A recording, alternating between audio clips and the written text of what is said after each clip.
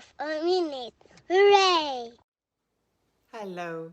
Piet the squirrel feels all alone in his forest home. Luckily, Peter the forester has the perfect plan to cheer him up. A search for tree children. You can't be lonely in a forest full of friends, and as they wander, Peter shares amazing facts about trees, how they communicate and care for each other, and the struggles they endure. Soon the little squirrel is feeling much better, especially when he realizes he's helped the tree children grow. This is a true story written by author and forester Peter Wohlleben. Let's read Peter and the Tree Children. Get your copy of this book and let's read together. Every morning before Peter the forester went out into the woods, he sat on the bench in front of his house. He sipped his coffee, listened to the birds sing, and watched the sunrise over the forest. One day, a squirrel scampered up and sat next to him as though they were old friends. Its black eyes were brimming with tears. "What's the matter?" asked Peter. He wasn't expecting a reply, but to his surprise, the squirrel said, "I'm all alone. I don't have any family."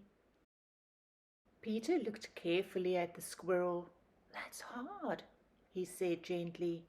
"My children no longer live in the forest with me, but I still have the trees. Did you know they have families too?" "Really?" asked the squirrel. Peter nodded. "Tree parents live with their children." "I didn't know that," said the squirrel, perking up. "Can you show me these tree children?" Peter thought, then nodded. "I haven't seen any of the tree families lately, but we could look for them together." "Yes, let's!" the squirrel exclaimed. "Come along then," said Peter. "By the way, I'm Peter." The squirrel laughed. "Perfect, because I'm Piet." With that, he leaped off into the forest. "Wait!"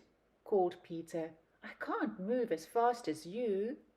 But Piet had already disappeared behind the nearest tree. Peter trudged along after him, his heavy boots making the leaves rustle. All of a sudden it was really bright. They were in a clearing full of red flowers. Piet peeked out from behind a stinging nettle where a family of caterpillars were happily munching. "Where are the tree children?" he asked. "It's much too hot for them here in the sun," replied Peter. "We have to go deeper into the forest." Piet ran ahead again until... Ew! Muddy tire tracks stretched out across the forest floor. "Can you carry me, Peter? I don't want my paws to get all dirty." Peter nodded and Piet climbed up onto his shoulder. They heard a rumbling in the distance. Peter followed the sound along the tracks. When they got to the end, there was a big machine busy cutting down trees. Peter shook his head sadly. "We won't find any tree children here either. Look, the machine has packed the soil down so much that little trees can't grow in it." Piet sighed and climbed down from Peter's shoulder. For a long time they walked through the forest together in silence, until they heard a sound in the distance. "Hup! Ho! Piet's nose twitched. "Is that a bird?" Peter smiled. "No, that's my friend Dana and her horse." Branches snapped and the two of them appeared.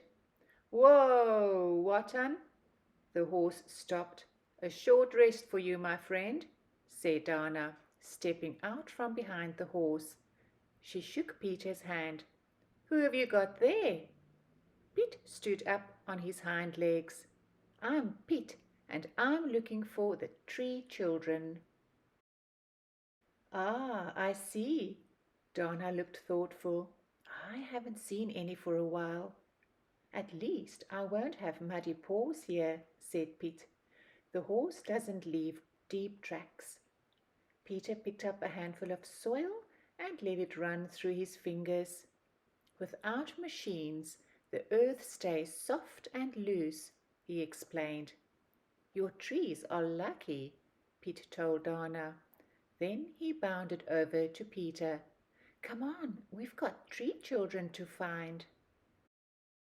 After a while, Peter stopped to pick wild berries for a snack. "I prefer the seeds in pine cones," started Piet, when suddenly a big bird swooped past. "Help! A hawk!" Piet jumped into Peter's arms. "Hey, off with you!" Peter shouted at the bird. The hawk flapped its wings, releasing a shower of small feathers as it wheeled around and disappeared. Piet peered out from Peter's arms. "Is it gone?" "Yes, I think he's returned to his nest," said Peter. "So even he has a family," said Piet quietly. "Can you carry me in your jacket?" Piet whispered as he looked up into the treetops. "Of course," said Peter.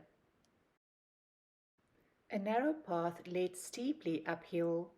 The trees up high were small and twisted. Eventually the slope was bare. "This is a lovely place, but trees can't grow where there's no soil," said Peter. "Oh, look at that!" Piet called and bounded down to the clearing. Peter's face turned bright red. "Someone has cut down all the old trees. What an awful mess!" "Aren't those tree children?" said Piet. He sniffed one of the seedlings the tree planters had planted. "They smell nice, a bit like oranges." "They only smell good to us," said Peter.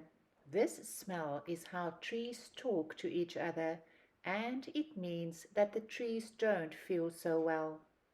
They miss being shaded and protected by their families." Piet glanced down.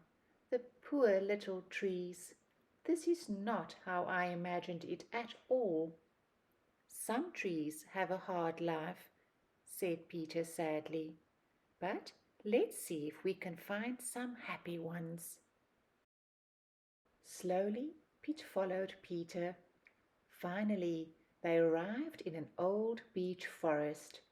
The silvery grey trees formed a roof of leaves way up high. The forest was cool and dark. Piet pointed to small green wings fluttering above the ground. "Look, there are butterflies everywhere." Peter laughed. "No, those aren't butterflies.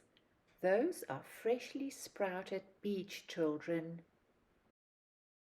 "I know how they got here," Piet giggled. "I hid a lot of beech nuts here last fall so that I'd have enough to eat over the winter. And then I forgot where I buried them." Peter couldn't stop smiling. Beech children with their parents, a beautiful forest. Piet bounded onto his knee. "The most beautiful forest of tree children ever. And we found it." The sky was beginning to turn orange. "Time to go home," said Peter. When they returned to the forest lodge, Peter made himself a cup of coffee and a snack for Piet. But Piet didn't want a snack. He hung his head. "Piet, you're still upset." A tear rolled down the squirrel's nose. "Everyone has a family, even the trees. Everyone but me." Peter set down his mug. He lifted Piet up so he could look him in the eye. "I may not be a squirrel, but I like you very much. Do you want to stay with me?" Piet's eyes grew wide. Does that mean we're family now? Of course, said Peter. And we can go and visit the trees again tomorrow? Asked Piet. Of course, Peter said again, with a chuckle, and they sat together on the bench, watching the sunset over the forest. More about trees and their families. Did you know that trees can talk?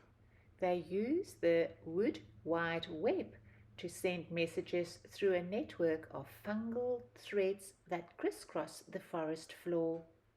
They also chat by scent mail, releasing chemicals into the air to warn other trees to defend themselves by making their leaves bitter so caterpillars won't want to eat them, or by making themselves sticky so beetles can't get inside their bark. Did you know that some trees stick close to home while others like to set off on their own? Beech children grow slowly, deep in the shade of the forest protected by their mothers. Other trees, like alders, grow up fast and alone in open spaces, preparing the land for forest trees that might want to follow. Did you know that little beech trees have to wait until a storm topples an ancient tree before they can grow tall? When the sun shines in through the open space, the little trees grow to fill the gap.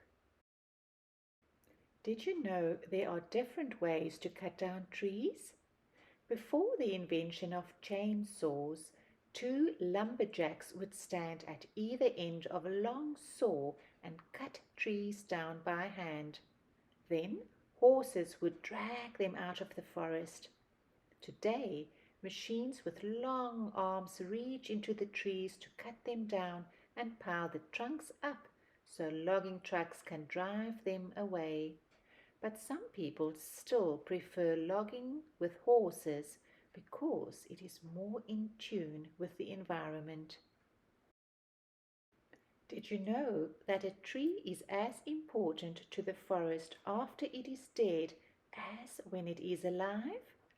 As the wood rots away, all the nutrients it contains are returned to the forest to be used by the next generation of trees so they, too, can grow tall and strong. The end.